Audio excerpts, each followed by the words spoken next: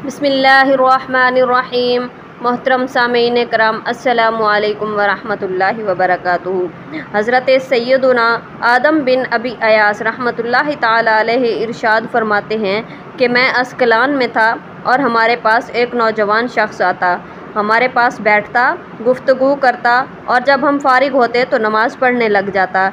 एक दिन उसने हमें अलविदा कहते हुए कहा, मैं अस्कंद्रिया जा रहा हूँ। मैं भी उसके साथ निकल पड़ा और उसको मैंने कुछ दिरहम दिए, लेकिन उसने दिरहम लेने से इनकार कर दिया।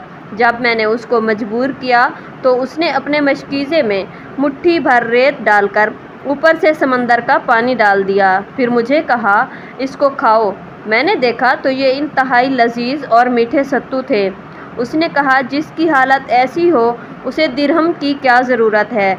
फिर उसने चंद अशार कहे जिनका मफहूम कुछ यूँ है, दिल में कोई जगह ऐसी नहीं जो महबूब के अलावा किसी की मोहब्बत के लिए खाली हो। मेरा सवाल और उम्मीद और मुराद सब वही मेरा हबीब है। जब तक मैं ज़िंदा हूँ मेरी ज़िंदगी उसी के लिए है। जब कभी कोई बीमारी मेरे दिल पर उतरी तो उसके अलावा इस बीमारी का इलाज किसी ने नहीं किया।